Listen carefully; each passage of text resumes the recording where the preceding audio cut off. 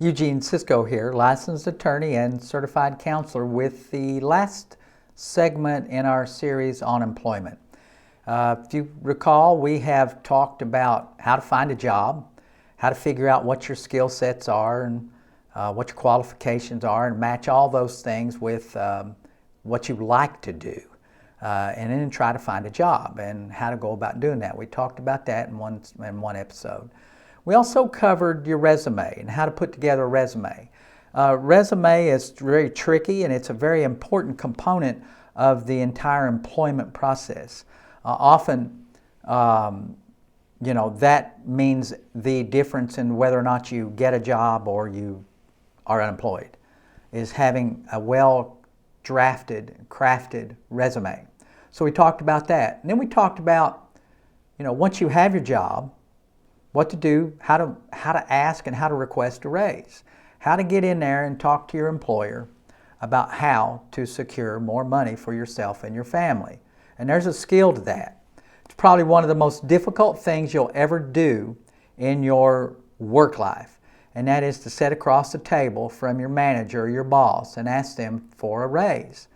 There's a skill to it, and there's some things you really need to include, and there's a particular process to go about doing that will greatly increase your chances of having more money. So after that, then now you've got your job, you found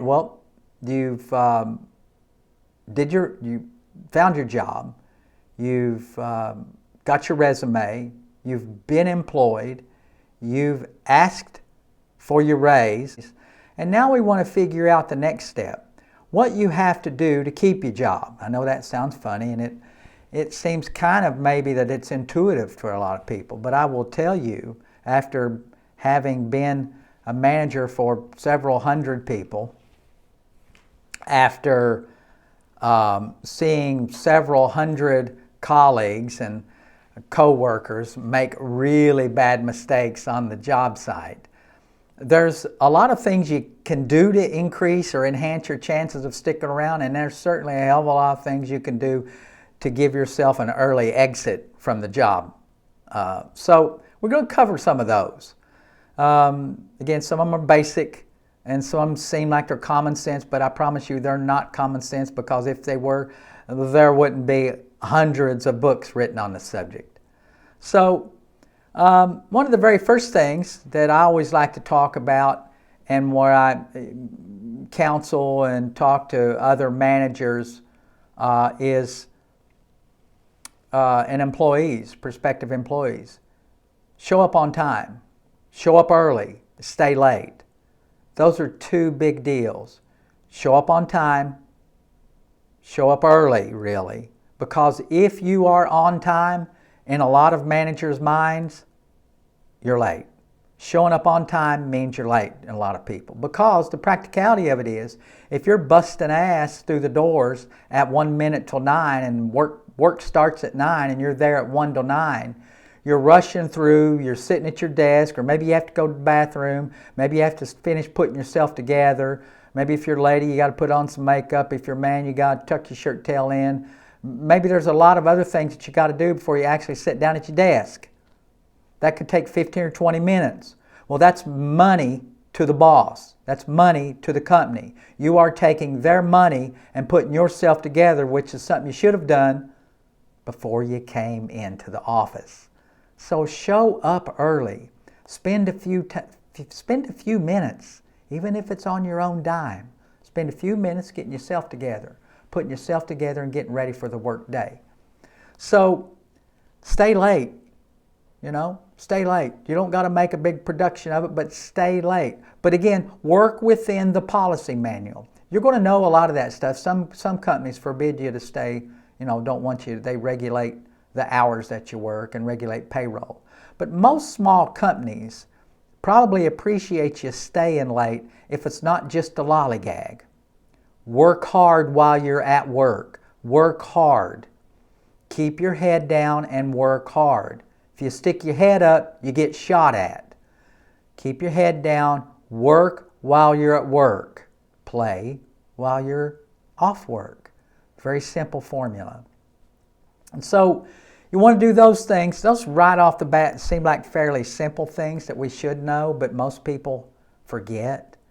Another common mistake that people have is they don't play well with others. They're not good at playing in the sandbox with other kids. And we got to not do that. For example, and it's kind of like office politics things, only we're really not talking about power struggle. We don't ever want to engage in, who's going to get the raise, who's not, or talking about the bosses, talking about the managers. You want to stay away from those conversations. If you even participate in those conversations by being around, when you hear stuff like that go on, you need to leave, because if you're there, a story might get around to the boss that says, well, you know what that Eugene said? Well, Eugene might not have said anything, but he was there and he didn't say anything. So if you don't say anything, a lot of times you're going to get tagged with the things that are said. So to make it simple, stay away from that mess. So it's not really the kind of be nice with others and politics that I'm talking about. When you go to the workplace, look at the culture and see who the veterans are and kind of let them dictate what goes on. If they usually go out on Tuesdays to the Mexican restaurant, go out every now and then. You don't have to go every Tuesday, but go a few Tuesdays. If they if they have a little birthday club and every time it's someone's birthday they throw in $2 to get them a gift card at Walmart, throw in $2. What's it going to hurt you? I'll tell you what, if you don't participate in those things, it'll hurt you mightily with your coworkers. They will shut you out, and going to work for you will soon become miserable. You want your workplace and your work environment to be happy and to be comfortable. And if you don't participate and you don't play their games, what I mean by games, if you don't participate in some of the activities in the office, you're going to not have a good time. Going to work is going to be rough because they'll shut you out. So, but again, avoid the politics, avoid the gossip, I suspect is probably a better way to say it. But play with some of the people. Play nice. Take extra tasks. If a boss asks you to stay late, do something, stay late. It doesn't matter what you've got going on, stay late. They will notice that. They will notice that, and when you get your review or your evaluation, you're going to get more marks for that, I promise you. I had an episode once where I had an employee, and she, anybody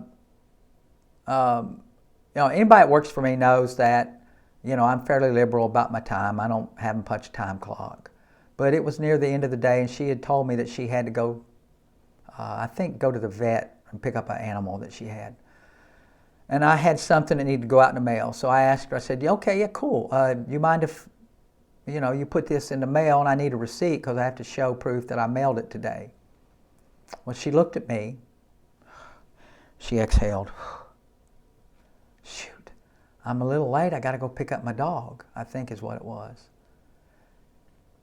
I just stared at her, gave her that look. And I think she got the message. She said, sure, I'll do it.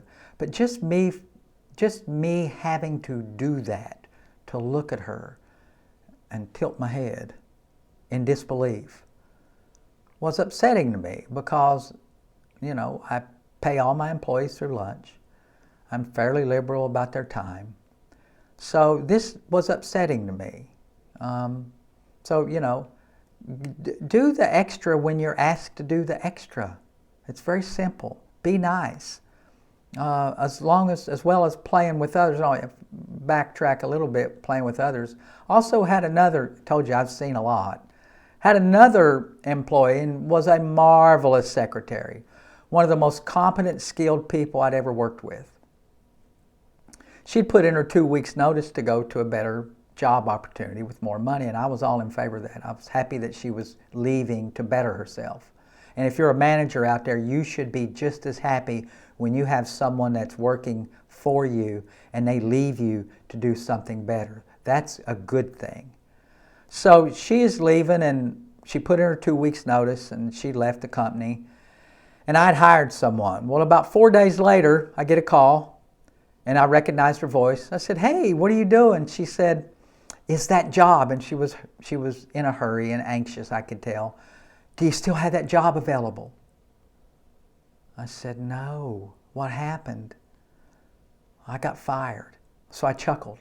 I said, "You got fired," because it was comical to me at the time. She'd only been, and I knew how competent she was. It just didn't make sense in my mind, so I laughed. I said, "What on earth could you have possibly done to get fired in 3 days?" I said, "Did you shit on the boss's desk?" Of course, she didn't shit on the boss's desk. She told me no. After about the second day, she told me that some of her co-workers had asked if she wanted to go out to lunch. And they were given, one of the other co-workers there was retiring, and they wanted her to come along and participate in the retirement festivities. She had told me that, and I knew the lady, and she was fairly reserved and stayed to herself a lot. But she said, "I just didn't know these people well enough to do that." And so I said, "No." I said, "Good golly." I said, "Hopefully you learn something." I said, "You've got to play with these people sometimes. I know it's uncomfortable and you don't like it, but let's, learn from that." And I said, "I'm so sorry I don't have that job, but, let's, you'll find something," because she was supremely competent. And so I knew she would find something else, and she eventually landed on her feet again. So play well with others. Stay late if you're asked to do so. And also be positive. Try to be happy. Try to have a smile on your face while you're working. When you're happy, it's kind of like the dress thing. When you're happy and you're doing your job, it increases the impression that you're doing a damn good job when you have a smile on your face. If you're working and you got a smile on your face, people think, "Oh my God, they love their job." If it's a manager, they think, "Oh man, they love their job." It's so nice to see people that love their work, because actually it's a rarity. So if you love your job and everybody sees you loving your job, you're going to get rewarded for it. So try to keep a smile on your face. Get rid of the RBF. I didn't know what RBF was until a couple years ago. My daughter had to tell me. Resting bitch face. And yes, men as well as women can have a resting bitch face. I often get accused of having that. I walk around sometimes in thought, and I'm not smiling, but I'm in thought. Maybe I have a scowl on my face. Maybe I'm squinting, and squinting looks bad. But, have a smile on your face. Get rid of the resting bitch face. And if you've had one of those for a while, it may take some practice. You've got to work them cheek muscles out. It's just as easy to do that. So do that. People want to be around happy people. They don't want to be around sad sacks. So in a related topic, keep your dirty laundry at home. No one wants to smell your shitty underwear. No one wants to do that in the workplace. It's uncomfortable and it's awkward for everybody. Nobody wants to hear that. It gets in the way of your day and gets in the way of their day. So do whatever you got to do to compartmentalize your home life with your work life. All anybody really cares about in the workplace is that you are able to perform.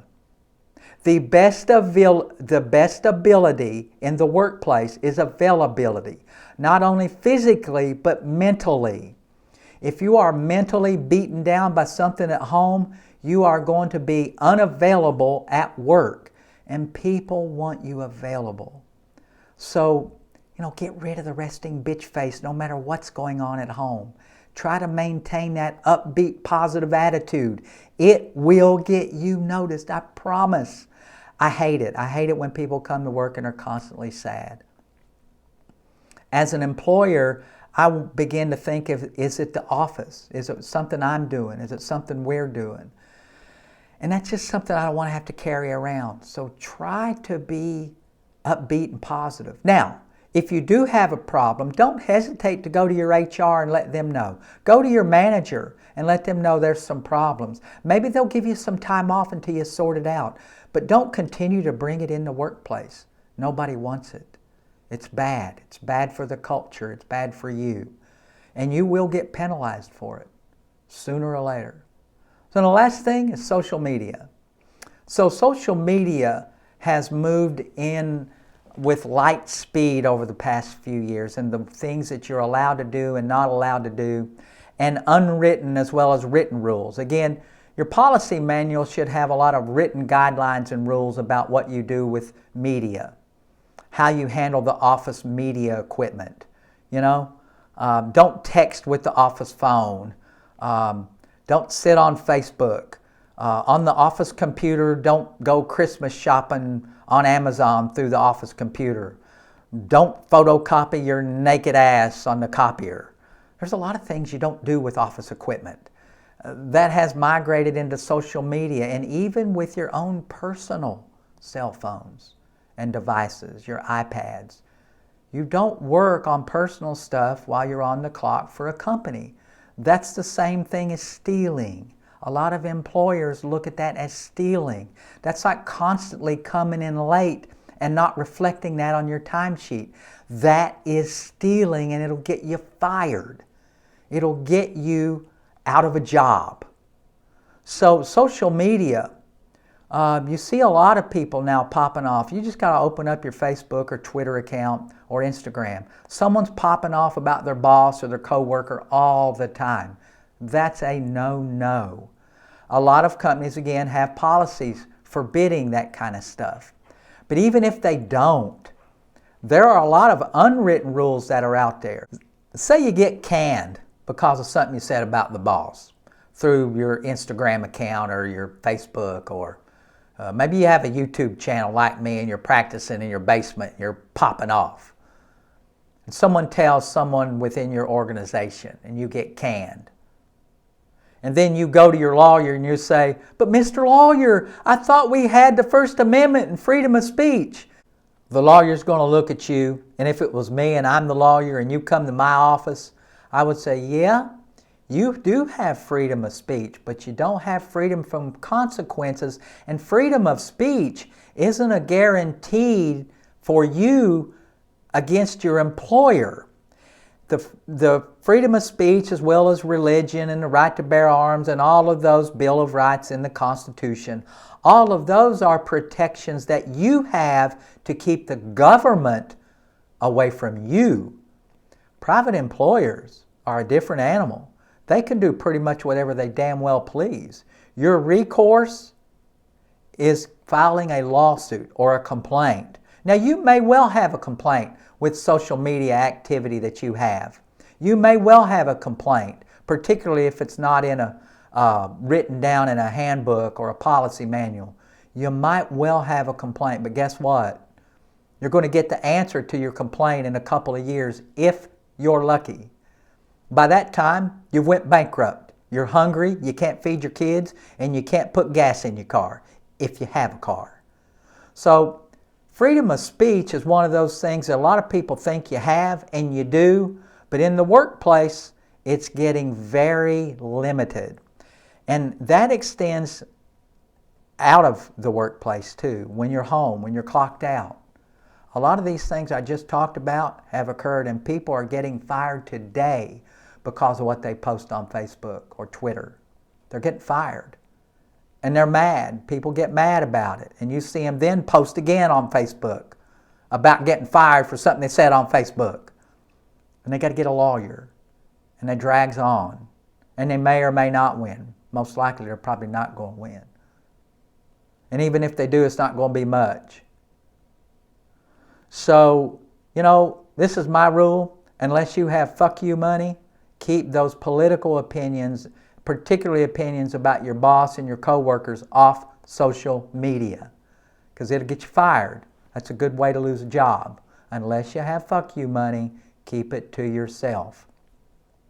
I'm fortunate. I've worked my ass off. I've gotten to where I'm at. Nobody signs my checks. I don't have fuck you money, but nobody signs my check. I make my own money. And that gives me a lot of liberty and a lot of latitude. Still, though, I try not to abuse it. I refrain from making personal attacks on individuals. Now, I will politicians, they're fair game. Celebrities, public officials and figureheads, they're fair game within reason. You can't lie about them, but you can say whatever you damn well want to if it's your opinion. So, unless you have the fuck you money, unless you write your own check, well, if you're working for somebody, you ain't writing your own check. So it's a good idea to keep that social media. It's a good idea to keep that social media at a minimum, particularly if you're talking about the company or if you're talking about an individual or a fellow colleague or employee. So those are some tips for you on how to keep your job. So hopefully all this stuff was, you'll find this, hopefully you found all this information helpful. You can look through this channel and pick out some things. And if you did find it helpful or useful, please let me know. Share it with a friend. Thank you very much.